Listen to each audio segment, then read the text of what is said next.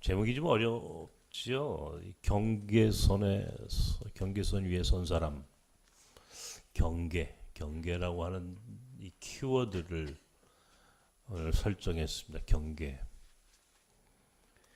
에, 우리 뭐 세상 이치가 다 그렇습니다만은 경계선에 늘 위기가 있고 기회가 동시에 있어요.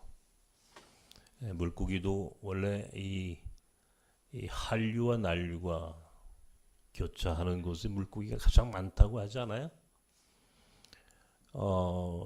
우리가 살고 있는 지금 이 한반도, 저는 요즘 제가 읽었던 책 중에 하나가 이 지정학에 대한 책입니다. 지정학. 이 지리 정치학 혹은 지리 경제학. 우리가 어떤 자리에 어떤 위치에 있는가라고 하는 것이 사실은 굉장히 중요하다는 겁니다. 이 한반도는 특별히 이 해양 세력, 일본을 비롯한 이 해양 세력과 중국과 러시아 같은 이 대륙의 세력이 늘 지나가고 통과하는 이 통로가 바로 이 한반도라고 하는 것이죠. 그러니까 묘하게 전 세계에서 굉장히 아주 특별한 지정학적 위치를 차지하고 있는 곳이 오늘 우리의 삶의 자리입니다. 그러니까 미국이나 일본, 또 중국과 러시아, 전에는 뭐 소련이라고도 했습니다만 러시아, 이런 강대국들이 이 한반도를 놓고 지금도 아주 가장 이 핫한 뜨거운 곳이 바로 지금 여기죠. 여기죠. 그러니까 우리의 분단의 문제, 남북 분단의 문제는 우리의 의지와 관계없이 분단이 되었지 않습니까? 45년 2차 세계대전이 끝나고 난 이후에 우리의 의지와 관계없이 남북이 갈라지고 벌써 분단된 지 이렇게 오래되었음에도 불구하고 어쩌면 우리의 분단이 고착화되고 이렇게 가다 보면 우리가 죽는 날까지 아마 우리 다음 세대나 혹은 그 다음에나 통일을 기대할 수 있을 것 같은, 아니면 영영 통일은 오지 않을 것 같은 그런 그 문제의 이면에는 사실은 우리가 갖고 있는 이 지정학적인 특별한 위치 때문에 그렇다는 겁니다. 그러니까 이 지정학이라고 하는 게 지리 정치 혹은 지리 경제, 요즘은 이 정치의 문제보다는 경제의 문제가 더 우리의 더 관심사 아니에요? 그러다 보니까 이 지리 경제 혹은 지리 정치라고 하는 것이 이게 이제는 우리가 꼭 알아야 되는, 정말 꼭 필요한 그런 통찰을 여기서 배워야 한다라고 하는 것.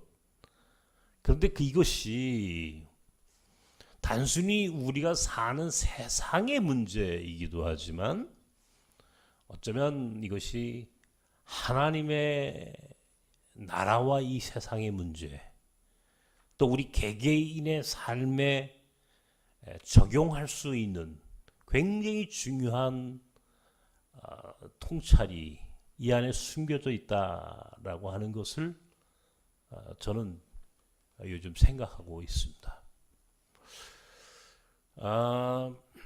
여러분도 이제 그런 생각을 하시는지 모르겠는데, 저랑 이제 터키를 한번 제가 꼭 우리 교인들한테 꼭 제가 몇 군데를 여러분들 꼭 모시고 가고 싶은 곳이 있다면은 우리 선교지에 전부 다 몽골, 우즈베키스탄, 베트남, 인도 그리고 터키. 우리 교인들은 꼭 한 번씩은 내가 여러분들 꼭 모시고 가고 싶은 곳인데 코로나 때문에 이제 한 2년 반, 3년 동안 못 갔잖아요. 내년에는 꼭 갑시다. 내년에는 2월 말부터 우리가 이제 터키를 먼저 가고 6월 말에는 몽골을 가고 8월 달에는 중국의 변방을 간다 그랬죠. 압록강을 이제 중심으로 압록강변을 넘어 백두산을 지나 저 두만강 끝 동해에서 서해까지, 서해에서 동해까지 변방, 바로 경계 그 경계선을 쭉 따라 함께 여러분들 한 모시고 가려고 하고, 그 다음에는 이제 베트남, 또 인도, 그리고 꼭 여러분들을 꼭 가지고 함께 가려고 하는 곳 중에 하나가 우즈베키스탄 사마르칸트예요. 우리 자린나 선교사가 지금 사마르칸트, 자린나가 좀 온다고 그래요. 한국에 잠시 그런 소식이 들렸어요. 아마 몸이 좀 안 좋아서 건강 때문에 오는 것 같아요. 어쨌든 사마르칸트를 꼭 여러분들 데려가려고 하는데, 그 중에 먼저가 터키예요. 터키를 중요하게 생각하는 이유 중에 하나가 터키가 바로 경계이기 때문에 그렇습니다. 경계. 아시아와 유럽의 경계예요. 여러분 아세요? 터키라고 하는 국가가 얼마나 지정학적으로 중요한 국가인가. 아시아와 유럽이 그 국가 안에 함께 있어요. 아시아와 유럽이 경계가 되는 곳이 터키입니다. 특별히 기독교 문명과 이슬람 문명의 경계선이 터키예요. 그러니까 터키에는 이슬람의 문명과 기독교의 문명이 공존해요. 330년부터 AD 1453년도까지를 우리는 동로마 제국이라고 불렀어요. 동로마 제국, 기독교 제국이죠. 그죠? 기독교 제국이었어요. 1453년부터 1918년까지 1차 세계대전이 끝날 때까지를 오스만 투르크라고 불렀어요. 이슬람 제국이에요. 이슬람 제국. 그러니까 기독교의 동로마 제국과 이슬람의 오스만 투르크의 제국이 그 한 땅 위에서 교차했어요. 영어로 얘기하면 크로스 오버한 거예요. 같이 숨겨져 있다 보니까 거기는 뭐예요? 문명사적으로, 지리 정치학적으로 굉장히 중요한 나라가 터키예요. 지금 우크라이나 전쟁을 하잖아요. 러시아와 우크라이나 전쟁이 바로 그 건너편이, 터키의 건너편이 우크라이나입니다. 그러니까 지금 어때요? 터키하고 우크라이나하고 러시아 무슨 평화회담이니 무슨 회담이냐 한다 그러면 어디서 한다 그래? 터키 이스탄불에서 한다 그러잖아요. 다 이유가 있어요. 그만큼 중요한 국가다. 경계선 위에 있는 국가, 이 나라들을 주목하라는 겁니다. 경계선이 있는 나라들을 주목하라. 여러분들이요, 세상에서 돈 많이 벌고 싶죠? 그죠? 그러면 어디로 가야 되느냐? 경계선으로 가면 되는 거예요. 경계선으로. 그 중에 하나가 실크로드에 있는 국가예요. 실크로드. 여러분, 이 실크로드라고 하는 이 개념을 우리나라 사람들은 이게 교과서에서 많이 들었는데 실은 잘 몰라요. 이 실크로드를. 저는 이 개인적으로 이 실크로드에 대해서 굉장한 관심을 갖고 책도 보고, 하물며 내가 눈이 이제는 완전히 보이지 않게 되었지만 눈이 조금 보였을 때 실크로드를 갔다는 거 아니에요, 제가? 예? 실크로드의 관문, 실크로드의 관문. 저 트루판, 우르무치, 저 카자흐스탄 그 국경까지 천산을 따라 그 중앙아시아 입구까지 그 실크로드를 가보고 공부하고, 역사적으로 실크로드는 동양과 서양을 이어주는 통로였어요. 길이었어요. 실크로드는 단순한 길이 아니에요. 동양과 서양을 이어주는 길이다. 통로였다. 이런 말이에요. 그래서 실크로드를 지배하는 자가 세계를 지배한다라고 하는 말이 있어요. 실크로드를 지배하는 자가 역사상 실크로드를 가져간 사람이 세계를 지배했어요. 대표적인 사람이 BC 3세기에 있었던 마게도니아의 알렉산더 대왕이에요. 알렉산더. 그리고 BC 1세기에 있었던 한나라의 무제. 진나라 다음에 한나라예요. 한나라의 가장 강력했던 한나라 제국의 가장 강력했던 그 시대가 언제냐면 무제가 있었죠. 무제. 바로 이 무제가 한나라의 무제가 실크로드의 지배자 소유자가 됩니다. 그리고 13세기에 칭기스칸 몽골의 칭기스칸이 실크로드의 주인이 돼요. 그러니까 마게도니아, 한나라 그리고 몽골의 칭기스칸이 세계를 지배했던 실크로드를 지배한 자가 세계를 지배한다. 통로를 지배하는 자가 세계를 지배한다. 경계선을 지배한 자가 세계를 지배한다. 그러므로 경계선을 우리가 주목하라. 지리적으로 경계선을 주목하라. 그렇다면 영적인 경계선도 주목하라. 영적인 경계선도 있다 이런 말이에요. 영적인 경계선. 어디가 우리 믿는 사람들이 머물러 있어야 하고 어디에 서 있어야 하느냐. 굉장히 중요한 포지셔닝이에요.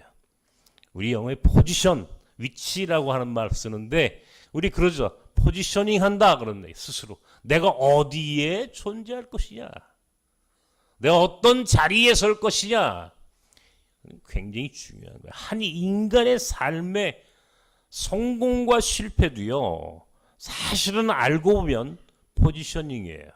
내가 어디에 위치하는가에 따라서 여러분의 인생이 달라집니다.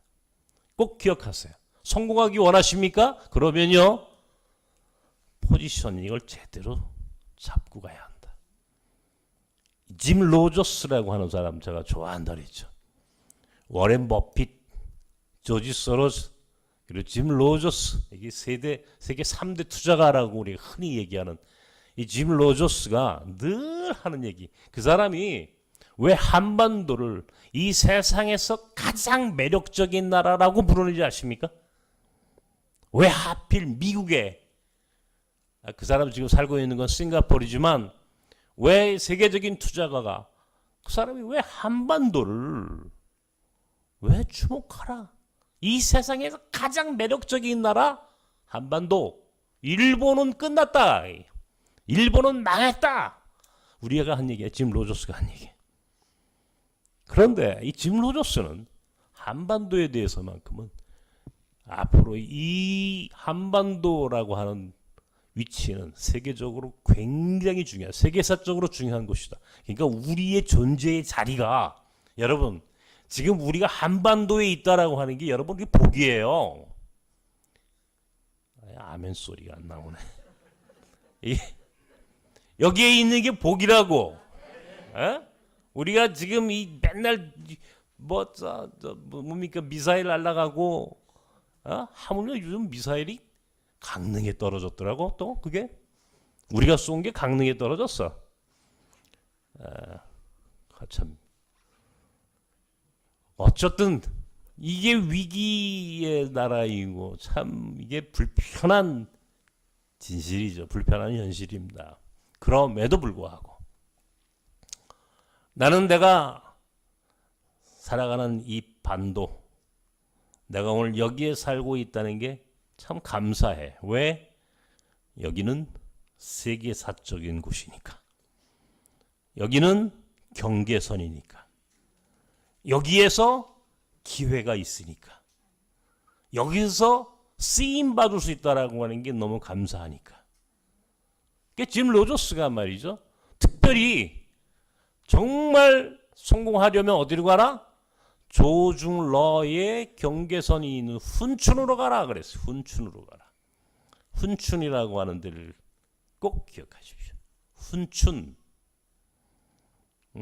이 우리나라 이 지도를 쫙 보세요. 중국 하고 이 한반도가 경계가 되는 압록강과 두만강변이 있잖아요. 이렇게 저 서쪽에 단동에서부터 단동, 뭐 지반, 장춘, 백두산, 동문, 훈춘, 맨 끝에가 방천이라고 하는데 동해에서 서해까지 나는 거기를 다 가봤어요.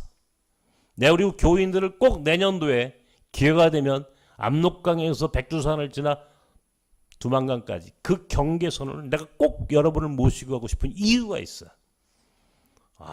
이 경계선을 우리가 알아야 돼.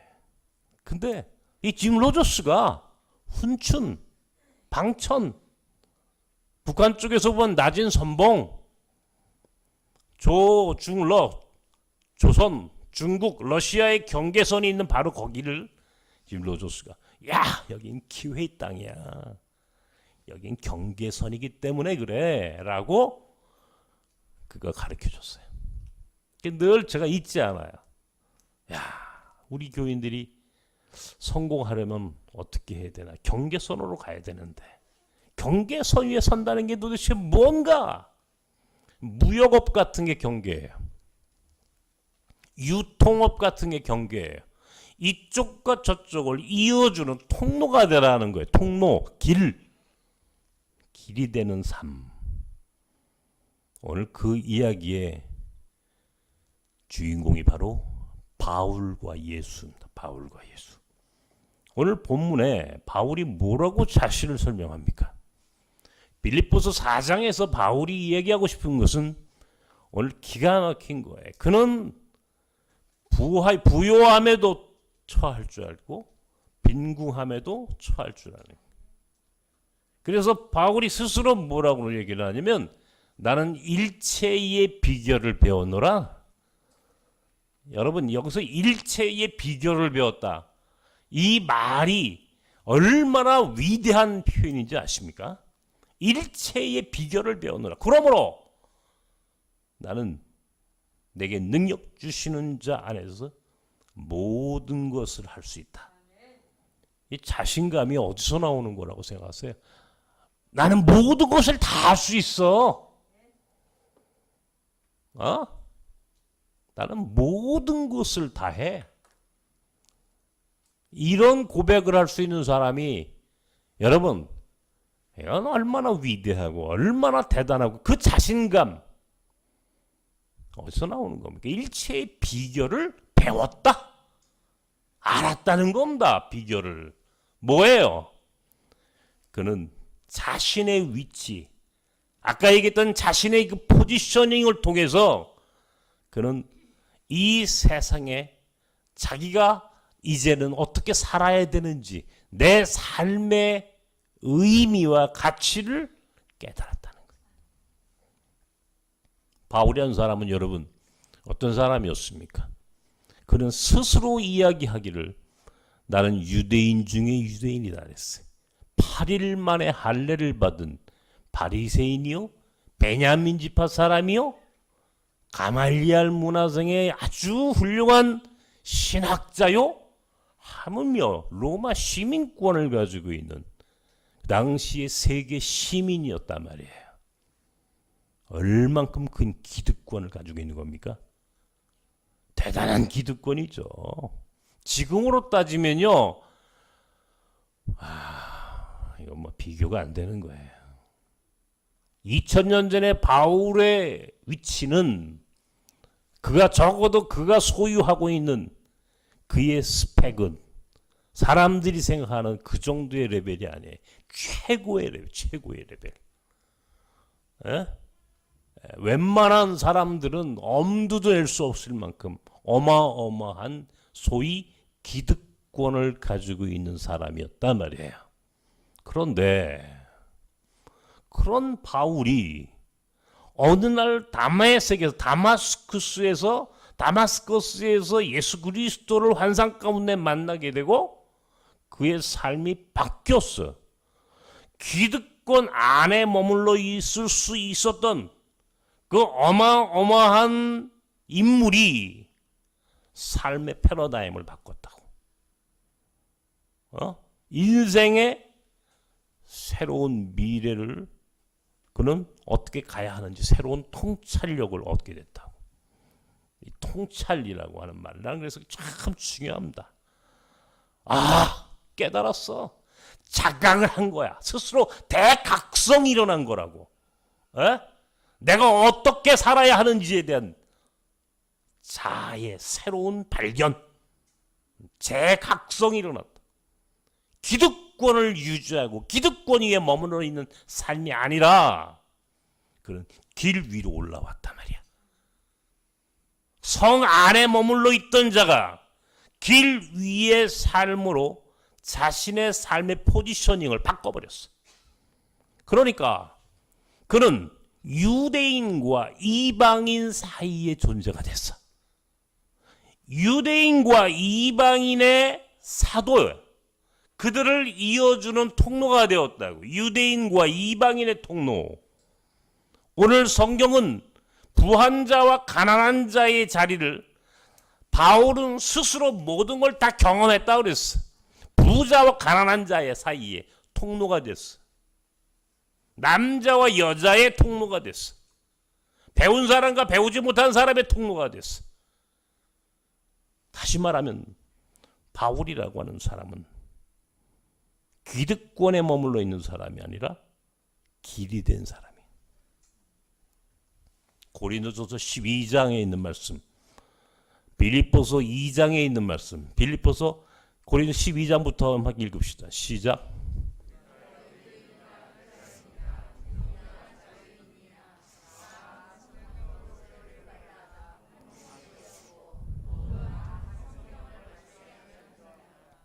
이게 갈라디아에서 있는 말씀도 똑같은 본문이 있어요. 고린도전서 12장에 바울이 오늘 얘기합니다. 자기가 보니까 남자나 여자나 이방인이나 유대인이나 부자나 가난한 사람이나 자유자나 종이나, 여러분 우리가 이 세상을 둘로 나누잖아요. 이렇게 기죠. 우리 그 양극단 위에서 세상을 사는데 바울은 그 양극단에 있는 두 세력, 양극단에 있는 두 세력의 통로가 된 사람이에요. 이런 이야기를 할 수 있는 거예요. 빌립보서 2장에 있는 말씀 함께 읽읍시다. 시작. 안 나왔어요? 시작.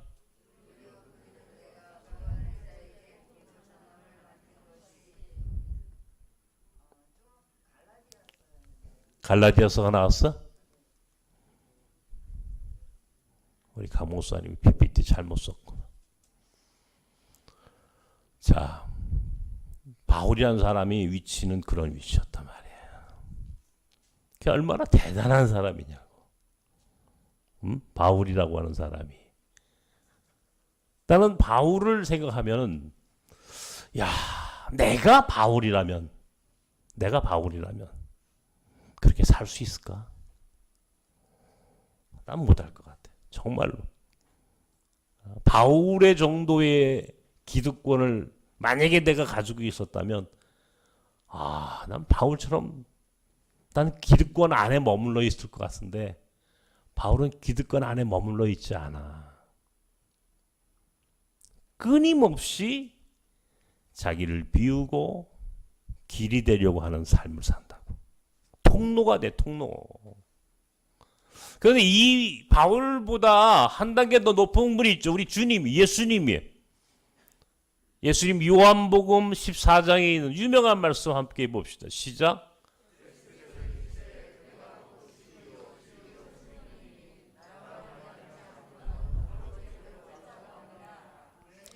나는 길이다.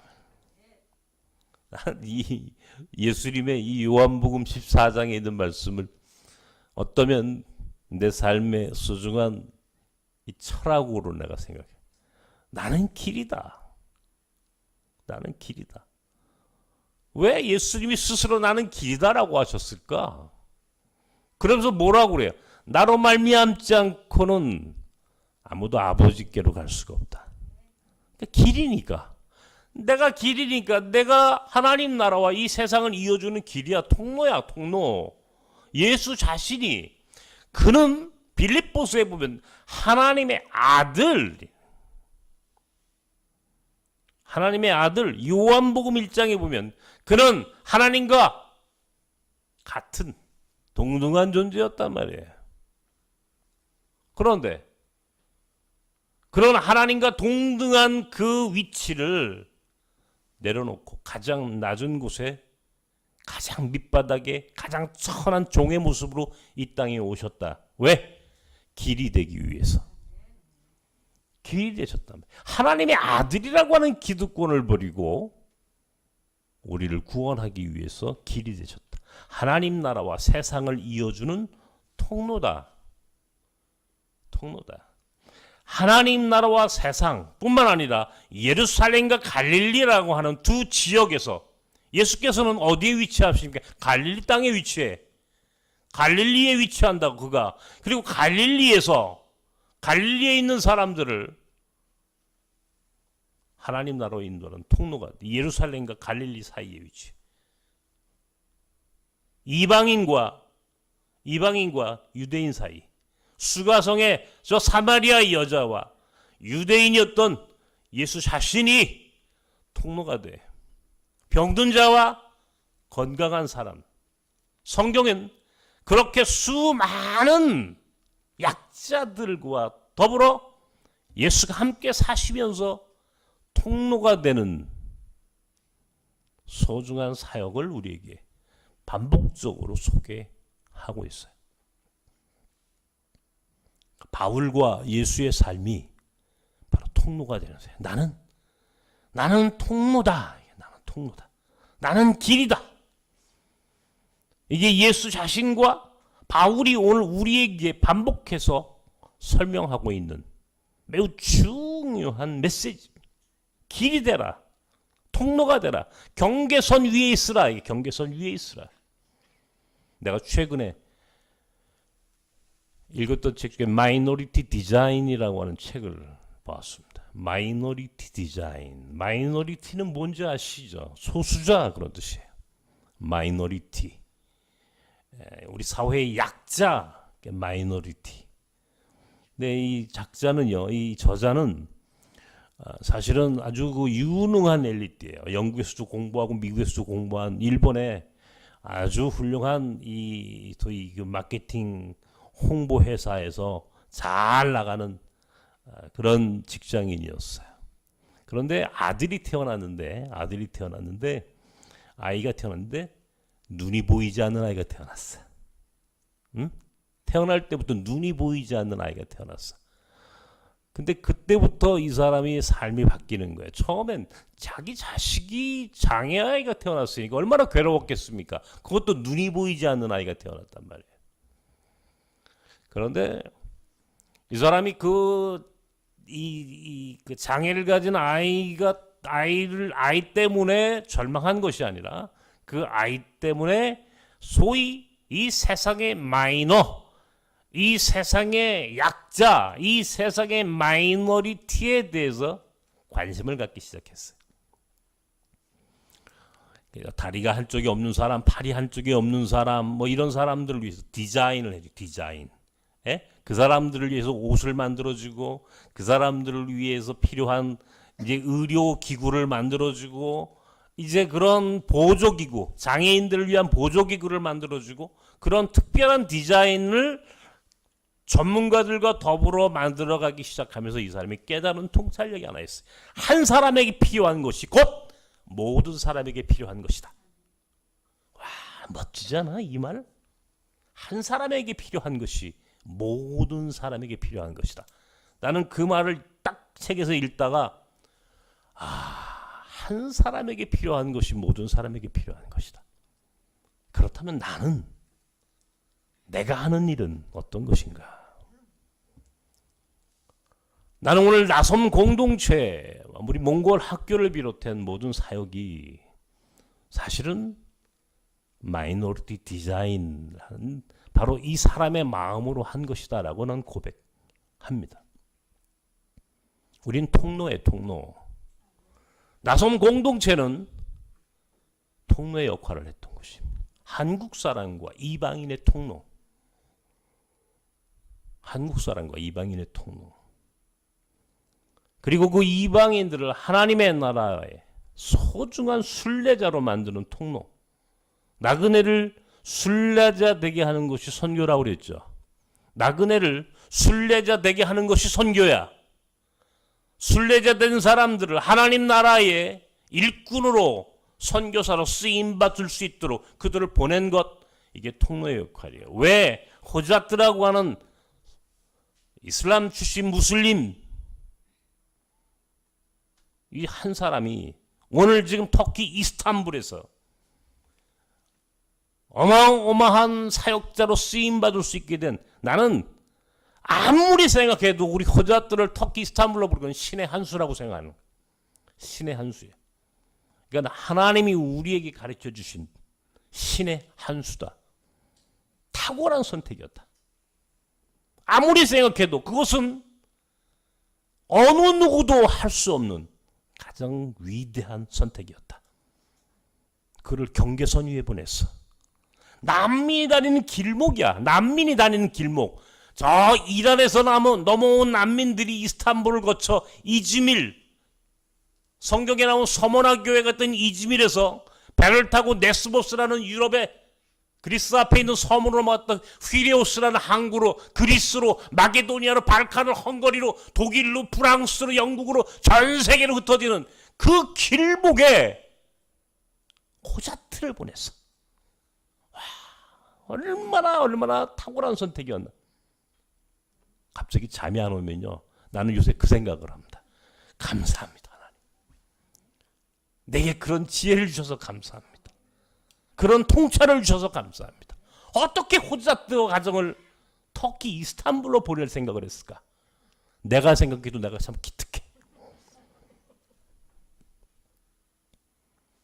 경계선으로 보내라. 이 원칙 하나만을 지킨다면 우리의 인생도 성공할 수 있다고 난 생각하는 사람이에요. 여러분, 통로가 되십시오. 정말로 성공하기 원하십니까? 통로가 되어 보십시오. 이 세상에 통로가 될 수 있는 길은 무한히 많아. 우리 몽골 학교를 내가요, 한국과 몽골을 이어주는 다리. 네, 이런 표현을 많이 쓰죠, 적이죠? 한국과 몽골을 이어주는 다리다. 통로야, 통로. 호자트는 믿는 사람과 기독교인과 무슬림, 이슬람, 무슬림 사이의 통로야. 호자트보다 잘할 수 있는 통로가 있냐고요. 이란 말 호자트보다 잘하는 사람이 있으면 나와보라 그래. 그죠? 없죠? 왜? 그 사람은 원래 이란 사람이었으니까. 그 사람은 무슬림, 꾸란을 어렸을 때부터 달달달 외운 사람이에요. 무슬림에 대해서, 이슬람에 대해서 그보다 잘하는 사람이 있으면 나와보라 그래. 없죠? 그 사람이 장신돼서 신학 공부를 했어. 한국 국적까지 취득을 했네. 그 사람이 터키 이스탄불이라고 하는 수많은 난민이 드나드는 길목에 턱 그물을 치고 있어. 고기가 그냥 왕창 잡히는 거예요. 길목이니까. 길목이니까. 우리 한배 학교를 얘기하면요, 나는 지금 이 한배 학교가 아주 작고 미미하지만 후에는 창대케 되리라고 하는 믿음이 있습니다. 한국과 베트남을 이어주는 다리가 될 거야. 희망을, 꿈을 꾸는 거야. 꿈. 나는 그것을 선교적 상상력이라고 부른다고 그랬잖아. 선교적 상상력으로 인생을 사는 거야.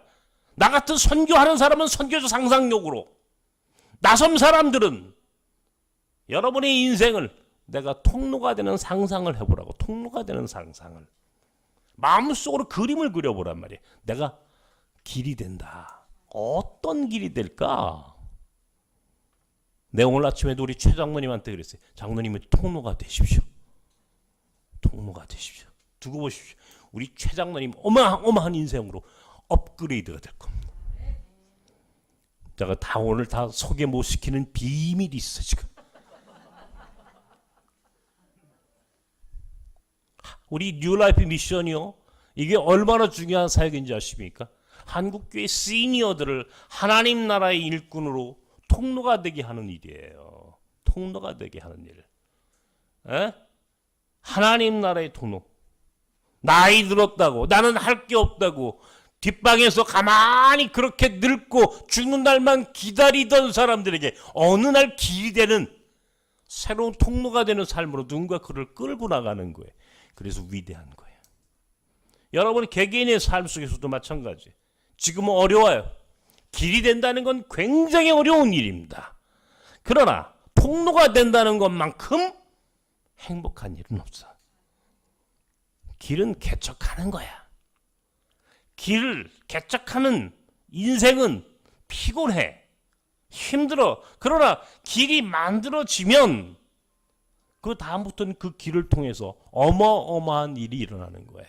동양과 서양을 이어줬던 실크로드가 생겼고 무슬림과 이슬람, 동양과 아시아의 경계선은 터키라고 하는 국가가 중요한 국가이며 짐 로저스가 말하는 한반도 대양 세력과 대륙 세력이 교차하는 그 길목, 그 중에서도 조중로가 통과하는 그 길, 이게 이 세상을 살아가는 사람들도 이런 정도의 통찰을 갖는데 하물며 하나님의 사람들은 어떤 통찰을 갖고 세상을 살아야겠습니까? 어떤 인생을 살아야겠습니까? 따라하십시오. 나는 통로다. 우리가 통로가 돼야 되는 거예요. 통로가 되면요 100% 성공합니다. 나는 30년 동안 이주민 목회를 하면서 나는 확신해. 나는 그래서 내가 통로가 되었다는 것이 내가 얼마나 감사한지 말도 못해. 내 삶에 수많은 고통이 있었고 절망스러운 일들이 있었지만 그럼에도 불구하고 난 내 선택을 후회하지 않습니다. 다시 태어난다고 해도 나는 나그네를 섬기는 나섬의 목회자로 살 겁니다. 그만큼 우리의 자리는 소중하다.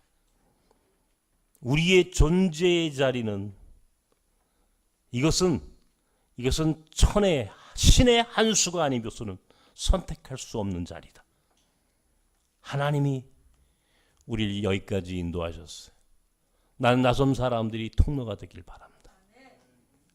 사람과 사람을 이어주고 사람과 하나님을 이어주는 통로, 세상과 세상을 이어주는 통로, 남과 북을 이어주는 통로, 막힌 담을 허물고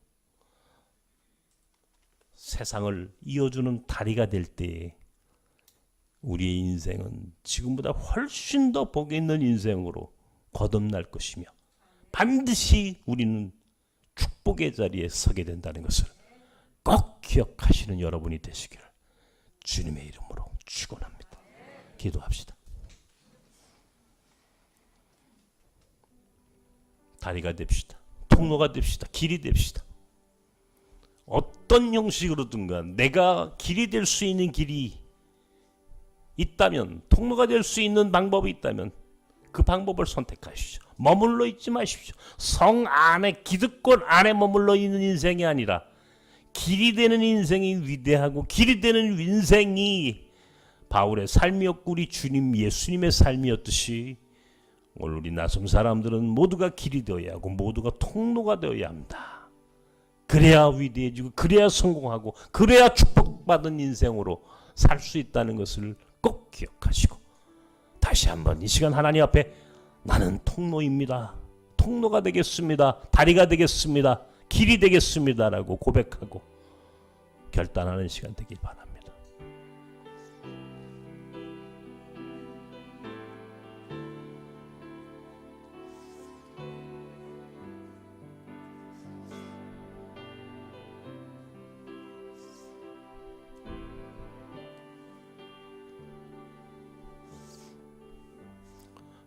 기득권 안에 성 안에 머물러 있는 인생이 아니라 길 위의 삶을 사셨던 바울 그리고 우리 주님 예수 그리스도처럼 우리도 머물러 있지 않는 길 위의 삶을 선택할 수 있는 용기가 있기를 원합니다. 우리 각자의 삶의 존재의 자리가 어디여야 하는지를 다시 한번 깊이 고민하며 결단할 수 있는 오늘 나섬 사람들이 되게 하시고 믿음과 지혜로 통로가 되는 길을 선택할 수 있는 자들로, 그래서 가장 복이 있는 자들의 삶을 살아가는 나섬 사람들이 되게 하여 주옵소서. 예수님의 이름으로 기도하옵나이다. 아멘.